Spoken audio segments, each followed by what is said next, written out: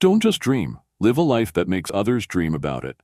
The quote, "The biggest adventure you can take is to live the life of your dreams," was shared by Oprah Winfrey, a woman who started from poverty but dared to pursue her own dreams. For her, the greatest adventure doesn't lie in distant journeys, but in the courage to live according to what her heart truly desires, despite all the limits society imposes. There was once a man who had nothing but imagination and a burning desire to see the extraordinary shine. He saved every penny to open a bizarre little show that everyone mocked. Yet it was there that he turned the outcasts of the world into the brightest stars.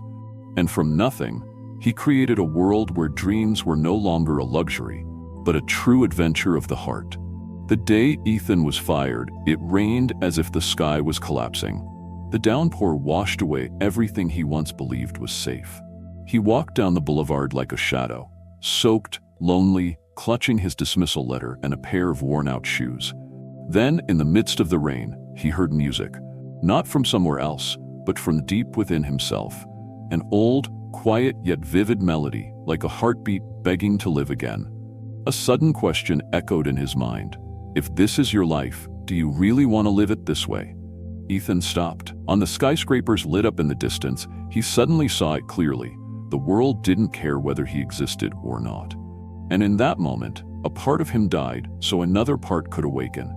He decided to risk everything, not for fame, but for a strange calling, to see what no one else dared to see. He sought out those the world had cast aside. The dwarf rejected by other circuses, the bearded woman abandoned by her family, the twin brothers locked in a damp cellar. They were fragments of lost souls, and he, a man who had lost everything, realized he belonged among them. The world fears what's different, he said, but difference itself is life. The first show was a disaster. The audience threw eggs, stones. Ethan stood backstage, trembling, his heart pounding out of his chest. He was about to run, when the bearded woman stepped forward. She began to sing, not to fight back, but simply to exist. Her voice rose like a flame, tearing through all prejudice. The hall fell silent. In that moment, the feared became beautiful. And for the first time, Ethan understood.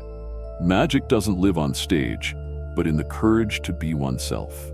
Fame came like a storm. Money, lights, the press, all knelt before the man who created wonders. But glory is a sweet poison. It makes you forget why you started. Ethan began to crave more. He wanted recognition from the elites, the very ones who once laughed at him. He signed contracts with a famous singer and abandoned his old troupe. One night, the bearded woman came to him. Her eyes no longer held fear, only calm. "You saved us from the dark, Ethan," she said. "But now, you've become that darkness." The words struck like an invisible blade. Ethan said nothing. Inside, he heard the collapse of something sacred. Weeks later, tragedy struck. The theater burned down. Everything turned to ash. He ran back. Smoke still rising thick into the night. Falling to his knees, he clawed at the ashes, desperate as if searching for his own lost soul. Years of struggle, dreams, laughter, all gone, turned to dust. No more music, no applause, only silence. And in that silence, Ethan heard his own breath, rough but real. "When did I lose my way?" Footsteps sounded behind him. The ones he had left, the dwarf, the twins, the bearded woman, they were still there. No blame, no anger. A little girl stepped forward, took his hand, and smiled. "Can we start again, Ethan?" He didn't answer, just nodded. They began anew. No money, no audience, no grand stage.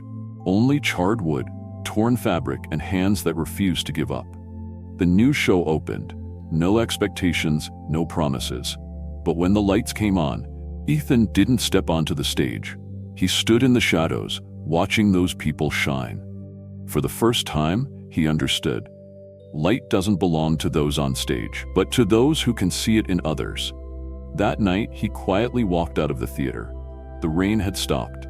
The city was still loud, but within him, everything was calm and bright.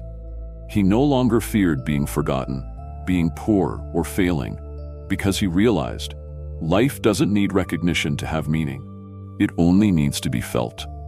Ethan walked beneath the stars. Each breath became a melody. No stage, but life itself. No audience, but himself. And in that moment, he smiled. Not the smile of victory, but of liberation.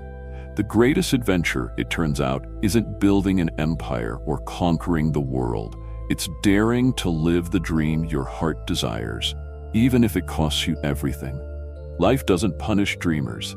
It only tests who's willing to pay the price for their dreams. We are truly free only when we dare to live as our hearts wish, not as the world demands. True light doesn't lie on the dazzling stage, but in the moment we face ourselves, raw, brave, and real.